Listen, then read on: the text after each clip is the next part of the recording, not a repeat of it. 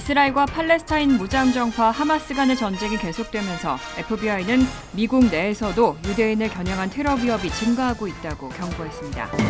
공화당이 하원의장 후보로 스티브 스컬리스 원내대표를 뽑았습니다. 하지만 본회의 투표는 무기한 연기됐습니다. 미국에 입국하려던 한인들의 추방과 입국 거부 케이스가 사상 최대를 기록했습니다. 앞으로는 각종 불법 수수료를 숨기고 가격을 광고하는 행위가 전면 금지됩니다. 뉴저지주에서 메디케이드 수혜 자격을 상실한 저소득층 주민이 약 13만 명에 달하는 것으로 집계됐습니다. 이상은 이 시각 주요 뉴스입니다. 시청자 여러분 안녕하십니까? KBN 뉴스입니다. 이스라엘과 팔레스타인 무장정파 하마스 간의 전쟁이 엿새째 이어지고 있습니다. 이런 가운데 FBI는 미국 내에서도 유대인을 겨냥한 테러 위협이 증가하고 있다고 경고했습니다. 미 연방수사국 FBI는 최근 이스라엘과 팔레스타인 무장정파 하마스 간의 갈등을 배경으로 국내에서도 유대인을 대상으로 한 테러 위협이 있다고 밝혔습니다. FBI와 국토안보부는 현재 구체적인 공격 계획을 가리키는 첩보는 발견되지 않았다면서도 이런 테러 가능성은 여전히 존재한다며 공익 광고를 내놨습니다. 해외 테러 조직과 그 추종자들이 국경 안팎에서 미국을 공격하기 위해 전념하고 있고 최근 몇 년간 미국에서는 부분적으로 이스라엘과 하마스 간의 갈등이 동기가 된 것으로 추정되는 여러 사건, 사고가 발생했기 때문에 주의를 기울여야 한다는 방침입니다. 실제로 유대교 예배당이나 관련 기관을 표적으로 한 폭행과 기물 파손 사건이 신고되고 있습니다.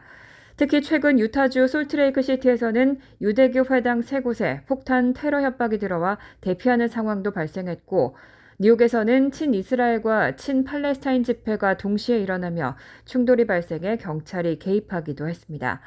FBI는 또 반유대주의가 미국과 전 세계 유대인 공동체를 위협하는 주요 동기 중 하나라고 지적하며 해외 테러 조직들이 이스라엘과 하마스 간의 분쟁을 이용해 국내 지지자들에게 공격을 선동하는 경우도 있다고 경고했습니다. 며칠 전 하버드 대학 일부 학생단체가 팔레스타인 무장정파 하마스의 공격에 대한 책임이 이스라엘에게 있다고 성명을 발표하면서 논란이 됐었는데요. 거센 비판 여론이 쏟아지고 취업 블랙리스트까지 거론되면서 입장을 바꿨습니다. 오동윤 기자가 보도합니다. 지난 10일 정치 전문 매체 더 힐은 하버드대에서 30개가 넘는 학생 단체들이 팔레스타인 무장정파 하마스의 공격과 관련한 책임이 이스라엘에게 있다는 성명을 발표했다고 보도했습니다.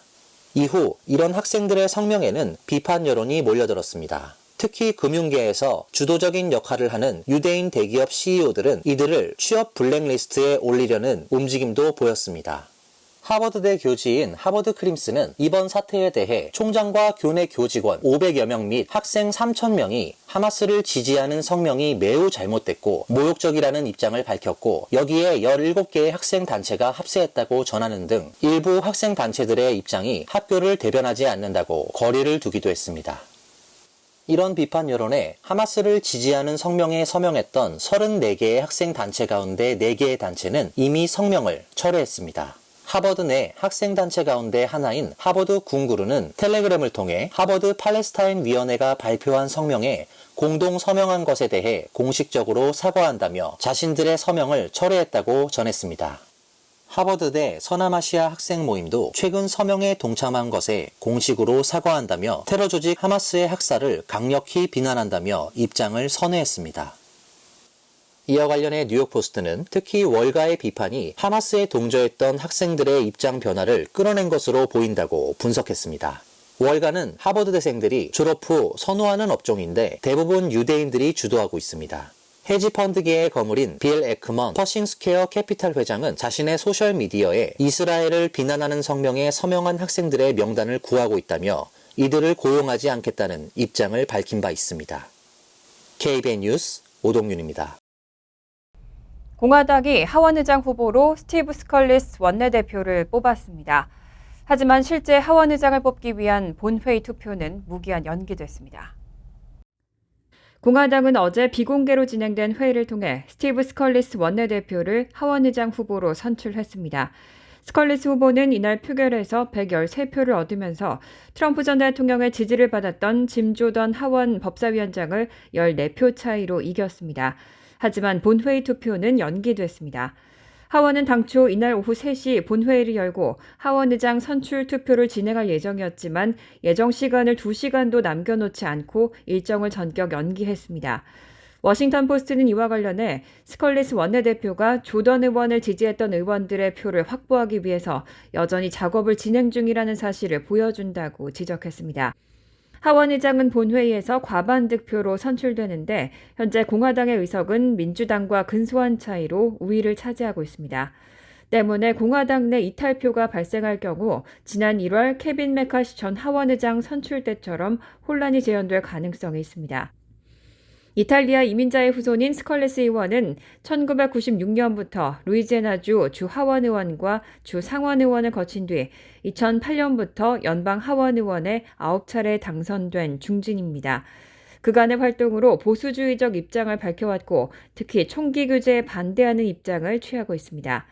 2017년에는 반트럼프 성향의 괴한에게 총격을 당해 큰 부상을 입었지만 그 후에도 여전히 총기 소지 권리에 대한 지지를 표명해왔습니다. 미국에 입국하려던 한인들의 추방과 입국 거부 케이스가 사상 최대를 기록했습니다. 지난해 10월부터 올해 7월까지 10개월 동안 집계된 케이스 수는 무려 5,400건으로 집계됐습니다.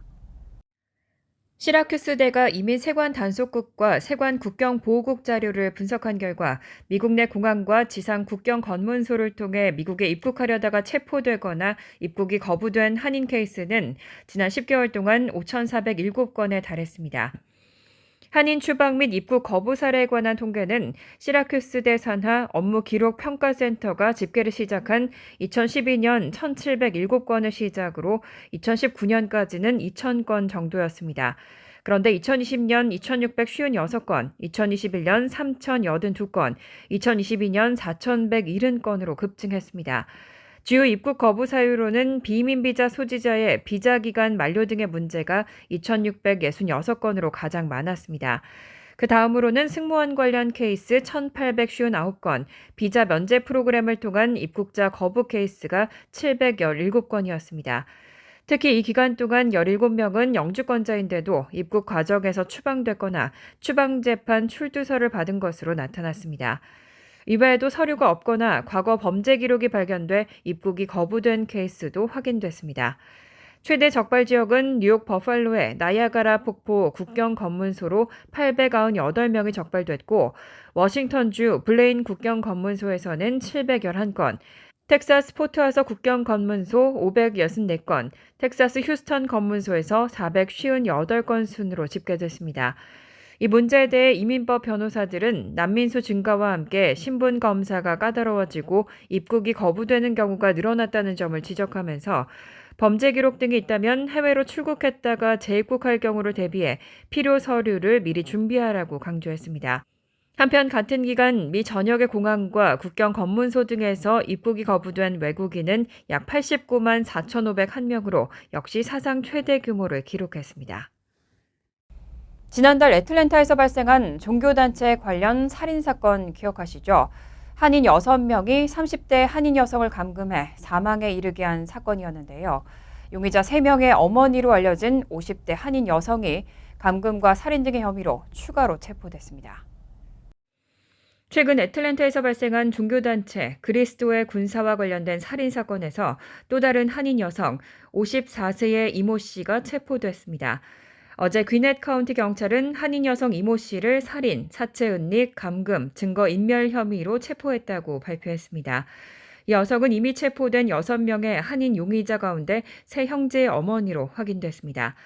앞서 체포된 26살 이모 씨 등 3형제와 현모 씨를 포함한 6명은 지난달 14일 한국 국적자 31살 조모 씨를 살해한 혐의를 받고 있습니다.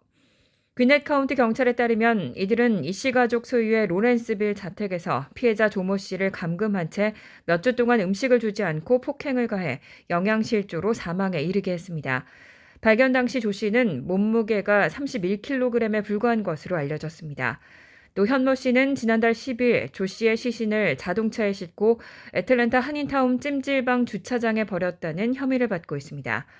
하지만 어제 귀넷 카운티 고등법원에서 열린 공판에서 현모 씨는 $10만 보석금을 내고 석방됐습니다. 현 씨의 변호사는 현 씨 역시 이 씨 일가족에게 감금돼 고문을 당한 피해자라고 주장하며 현 씨가 시신을 발견한 뒤 자동차에 실어 탈출했고 그렇지 않았다면 현 씨 역시 목숨을 잃었을 것이라고 강조했습니다. 한편 이 씨 삼형제 가운데 한 명도 보석을 신청했지만 기각됐습니다. 폭스5에 따르면 용의자들은 피해자 조 씨가 자발적으로 10일 과정의 입단 절차를 밟는 과정에 그만두고 떠나려 했다고 주장하고 있습니다. 지난 2월 바이든 대통령이 국정연설에서 5대 경제정책 중 하나로 정크 수수료 폐지를 약속했었죠. 앞으로는 수수료를 숨기고 가격을 광고하는 행위가 전면 금지됩니다. 바이든 대통령은 어제 워싱턴 DC 백악관의 로즈가든에서 터무니없는 정크 수수료는 불법이라며 소비자의 권리를 강조했습니다. 이날 연방거래위원회는 가격 광고 시 필수 수수료를 반드시 포함하고 수수료의 목적을 투명하게 밝히도록 하는 불공정, 기만적 수수료 규제를 발표했습니다. 그동안 일부 판매자들은 수수료 부과 여부와 근거를 숨기면서 소비자의 가격 비교를 어렵게 해왔습니다. 연방정부는 이로 인해 소비자들이 연간 수백억 달러 이상의 비용을 추가로 지출해왔다고 지적했습니다. 예를 들어 호텔 단기 숙박을 저렴한 가격으로 광고한 뒤 실제 결제 시에는 목적지, 숙소 서비스, 리조트 피, 청소 등 근거불명의 수수료를 추가하던 방식입니다. 또 라이브 공연에는 광고 가격의 30에서 40%를 수수료로 붙이고 레스토랑 및 배달 앱에서는 광고된 가격 외에 서비스, 키친 또는 경제 영향, 인플레이션 수수료를 청구한 사례도 있었습니다. 하지만 앞으로 모든 비용은 광고 가격에 포함돼야 합니다. 차 렌트와 인터넷, 집 렌트와 교육비, 케이블 TV 등에서도 실제 금액을 명확히 명시해야 합니다. 또 대형 은행 및 신용조합은 계좌 잔고나 대출계좌 정보 확인 등 고객의 기본 정보를 수수료 없이 제공해야 합니다. 연방거래위원회는 이 규제를 위반해 소비자에게 피해를 준 경우 환불을 보장해야 하고 이를 준수하지 않을 경우 벌금을 부과할 수 있다고 밝혔습니다. 소비자금융보호국은 이달 중 관련 규제를 마련할 예정입니다.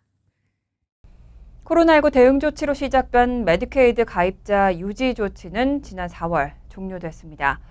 뉴저지주에서는 이미 메디케이드 수혜 자격을 상실한 저소득층 주민이 약 13만 명에 달하는 것으로 집계됐습니다. 뉴저지주 복지국의 보고서에 따르면 지난 5월부터 84만 명의 기존 뉴저지 메디케이드 가입자를 대상으로 자격 심사가 진행되고 있습니다. 그런데 8월 말 기준으로 이미 15%에 달하는 13만 명이 자격을 충족하지 못해 혜택이 종료됐습니다. 메디케이드는 저소득층에게 주어지는 건강보험으로 소득이 일정 기준을 초과하거나 필요한 증명서류 등을 제출하지 못하면 기존 보험갱신이 금지되고 효력이 정지됩니다. 보건국에 따르면 지난 8월 말 기준 기존 가입자의 29%인 24만 3,315명은 수혜 자격이 확인돼 갱신 처리됐습니다. 하지만 15%는 자격 상실로 갱신이 불허됐고 22%는 현재 심사 중이며 34%는 심사를 앞두고 있습니다. 2020년 3월 연방의회는 코로나19 대응으로 메디케이드 수혜 자격 박탈을 금지하는 법을 만들었습니다. 하지만 이 조치가 지난 4월에 종료되면서 각 주정부는 코로나19 사태 이전처럼 소득 증가나 타주 이사 등으로 수혜 자격을 충족하지 못한 가입자를 가려내 메디케이드 혜택을 종료시킬 수 있습니다.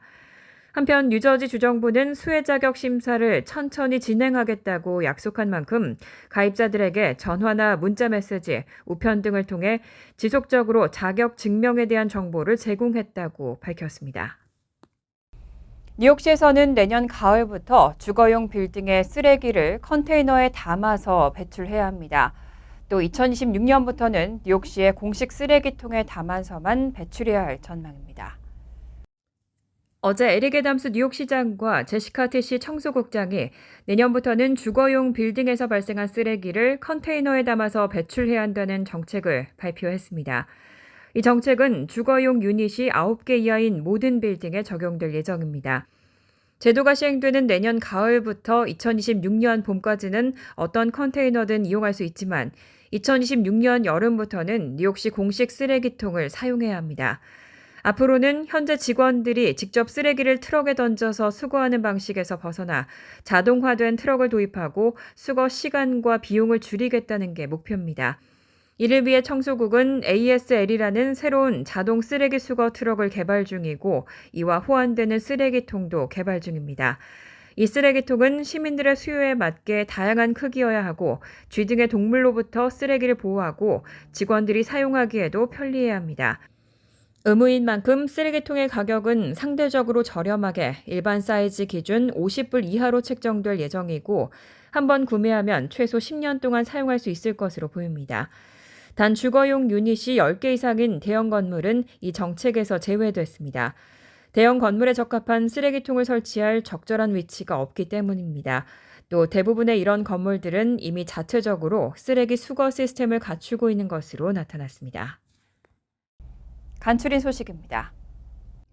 국무부 홈페이지에 따르면 이스라엘과 서한지구에 대한 여행 경보가 기존의 2단계 강화된 주의에서 3단계 여행 재고로 변경됐습니다.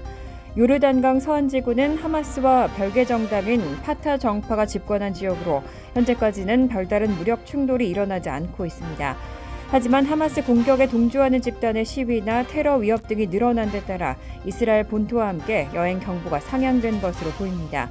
국무부는 하마스의 근거지로 이스라엘군의 보복 공습이 이어지고 있는 가자 지구에 대해서는 최고 단계인 4단계 여행 금지를 유지했습니다.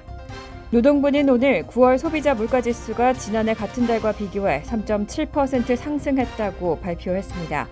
지난 8월 소비자 물가 상승률 3.7%와 같은 수치지만 전문가 예상치 3.6% 상승은 살짝 웃돌았습니다. 전월 대비로는 0.4% 상승해 지난달 0.6%에 비해 상승폭을 줄였습니다. 전월 대비 상승률 역시 전문가 예상치 0.3%를 넘어섰습니다. 9월 물가가 예상에서 크게 벗어나지 않으면서 시장에서는 올해 11월로 예정된 연방공개시장위원회에서 기준금리 동결 가능성이 커졌다는 해석이 나오고 있습니다. 퓨 리서치 센터가 어제 발표한 아시아계 미국인들 사이의 종교 보고서에 따르면 한인 59%가 기독교인이라고 답했습니다. 하지만 기독교와 연결돼 있다고 느끼는 한인은 이보다 높은 81%에 달해 실제 기독교인들은 더 많은 것으로 분석됐습니다. 불교 신자라고 답한 한인은 3%에 그쳤습니다. 보고서는 한인의 37%가 종교 활동이 중요하다고 꼽았고 41%는 최소 한 달에 한 번 이상 종교 활동에 참여한다고 밝혔습니다. 종교 활동 참여 비율은 이번 조사에 참여한 6개 민족 출신 가운데 가장 앞섰습니다. 캘리포니아주의 한 복권 구입자가 어젯밤 미국 복권 사상 2위 규모인 17억 6,500만 달러의 파워볼 대박을 터뜨렸습니다. 지난 7월 19일 이후 35차례 연속 1등 당첨자를 내지 못하며 이어져 온 당첨금 증가는 거의 3달 만에 끝나게 됐습니다. 1등 당첨 티켓은 캘리포니아 프레이저 파크의 미드웨이 마켓 앤 리커에서 판매됐습니다. 당첨자는 1등 당첨금 17억 6,500만 달러를 30년간 연금 형태로 지급받거나 일시불로 7억 7,410만 달러를 받을 수 있습니다. 환율과 증권 소식입니다.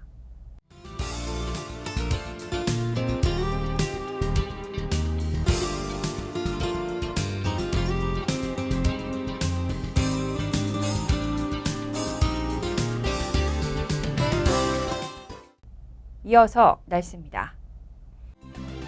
금요일은 화창하겠습니다. 낮 최고 기온은 60도, 섭씨 16도, 밤 최저 기온은 49도, 섭씨 9도로 예상됩니다. 토요일은 때때로 비가 내리겠습니다. 일요일 역시 흐린 가운데 종종 비가 내리겠습니다. 이상으로 KBN 뉴스를 마칩니다. KBN과 함께 즐거운 저녁 되시기 바랍니다.